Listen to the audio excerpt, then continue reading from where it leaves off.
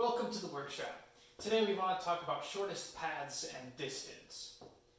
If I wanted to determine the distance between any two vertices on a graph, say S and T for example, then the distance would simply be the minimum number of edges in a path from S to T. So let's say for example the path that travels along the outside all the way to T. That path has length 1, 2, 3, 4, 5, 6, 7, 8, 9. That path has length 9 because it travels 9 edges. The question is whether or not that is the minimum number of edges required to get to T. If it is, then that's the distance. If it's not the minimum number, then what is the minimum number? So to do that, we want to consider this example. We want to find the distance and shortest path from S to T in this graph. So we're going to use what's called the breadth first search algorithm. The breadth first search algorithm has us begin with a set of labeled vertices and a set of not labeled vertices. Right now, all of the vertices are not labeled, so everything belongs in that set.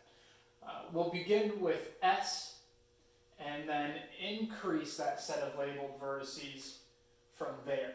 So the label that we assign to each vertex is its distance from S and the vertex that precedes it in the shortest path to S.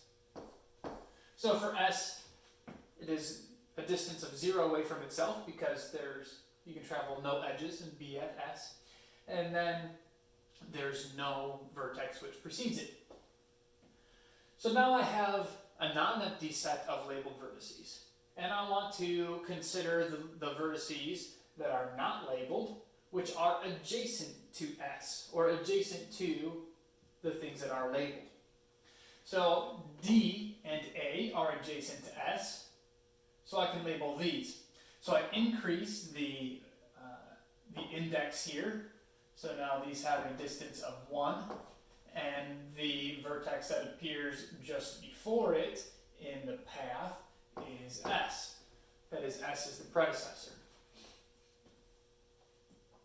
D also has a distance of 1, and S precedes D. Also, that's all of the adjacent vertices to S. So we have increased our labeled vertex set, and we can now increase the index again to 2, and we will label all of the vertices which are adjacent to this new set of labeled vertices.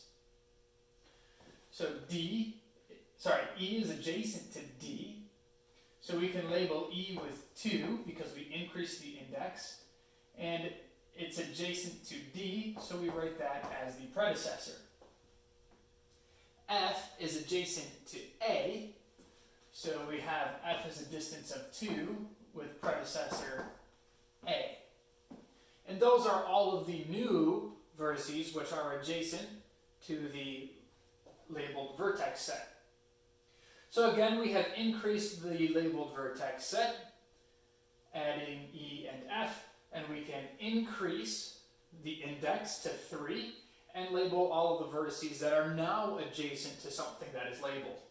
So we now get I, J, and G, which are adjacent to E and F, and I can label those as having a distance 3 from S. So I is a distance of 3, having predecessor E. J has a distance 3 with predecessor F, and G has a distance of 3 with predecessor F as well. From here, again we increase the index to 4, and we label all of the vertices that are now adjacent to the newly labeled vertices. Alright, so we have H, N, K, and B that are now adjacent to labeled vertices, so we can label all of those. So H is a distance of 4 with predecessor I. N is a distance of 4 with predecessor I. Here it gets a little tricky because n is, I'm sorry, no, that one is not tricky. That one is just adjacent to j. So we have this one is a distance of 4 with predecessor j. And this is the one that I was thinking of that's a little bit tricky. It's adjacent to j and g, both of which have an index of 3, or a distance of 3. So we know that this vertex here has a distance of 4, but we need to appropriately choose the predecessor.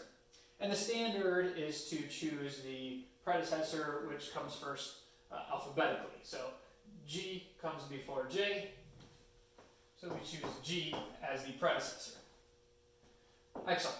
B is also adjacent to something with index 3, so it becomes distance 4, predecessor G as well. And that's all of the new vertices that we can add to the labeled vertex set. So we increase the index and again label adjacent vertices. L is a distance of 5 from S with predecessor H, because H comes before M. Q is a distance of 5 with predecessor M. Oh, let's see. And C is a distance of 5 with predecessor B. That gets all of our new vertices that we can label. We increase our index to 6 and we continue labeling. P is a distance of 6 with predecessor L.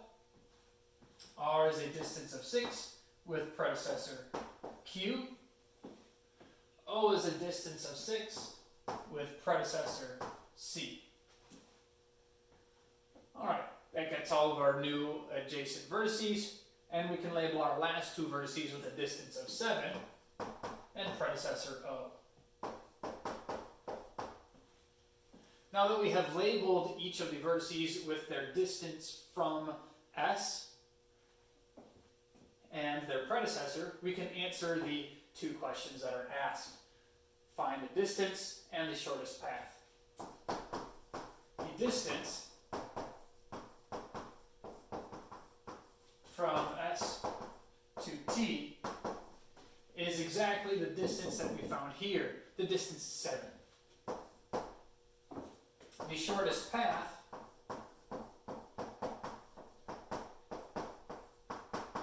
from S to T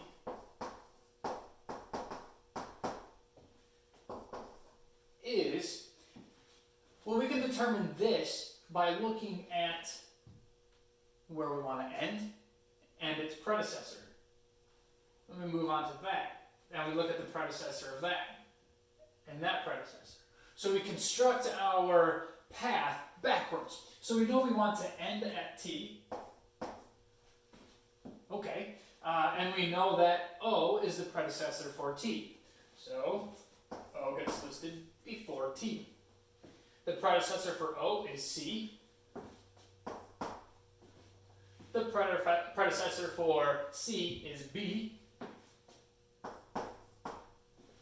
The predecessor for B is G. And the predecessor for G is F.